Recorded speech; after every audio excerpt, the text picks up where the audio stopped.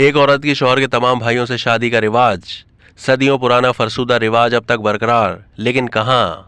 इस्लाम में मर्द को 4 शादियों की मशरूत इजाजत है, लेकिन आप ये जानकर दंग रह जाएंगे कि हिंदुस्तान और चीन समेत दुनिया के मुख्तलिफ ममालिक में अब भी ऐसे कबाइल बसते हैं जहाँ एक औरत को सदियों पुरानी रिवायत के तहत शौहर के तमाम भाइयों से भी शादी करनी पड़ती है। भारतीय रियासतों हिमाचल प्रदेश, उत्तराखंड और चीन के इलाके तिब्बत के पहाड़ी इलाकों में रहने वाले चंद कबाइल आज तक ये रस्म जारी रखे हुए हैं, जहां अब भी बहुत सारी खवातीन के 5 से 7 शौहर हैं। भारतीय मीडिया की एक रिपोर्ट में बताया गया है कि शादी की इस गैर मामूली और अजीब रस्म को निम्फो पोस्पा कहा जाता है। हाल ही में इस तर्ज अमल के बारे में गैर मुल्की मीडिया में काफी बहस हो चुकी है।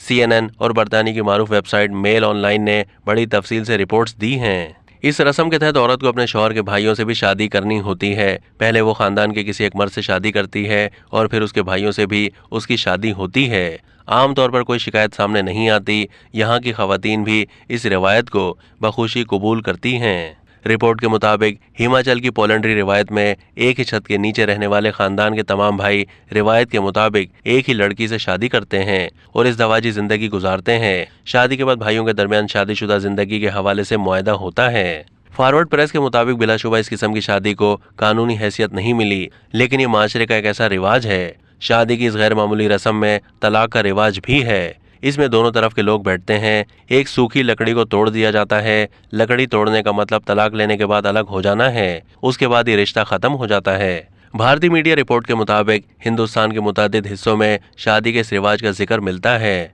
अंग्रेजों के दौर में जब 1911 में मर्दमशुमारी कराई गई तो कई जगहों और जातों से ताल्लुक रखने वाले लोग इस रिवाज के तहत शादियां करते थे। रिपोर्ट में कहा गया है कि जुनूबी हिंदुस्तान में नीलगिरी पहाड़ियों में रहने वाले टोडा कबाइल में ये रिवाज है। केरला की नायर खवातीन भी शौहर के भाइयों से शादी करती हैं। चीन के इलाके तिब्बत के अलावा भूटान और कुछ अफ्रीकी ममालिक, कीनिया, नाइजीरिया में भी इस तरह का रिवाज मौजूद है। अब तक के लिए इतना ही। मजीद मालूमात के लिए डेली जंग के YouTube चैनल को सब्सक्राइब कीजिए।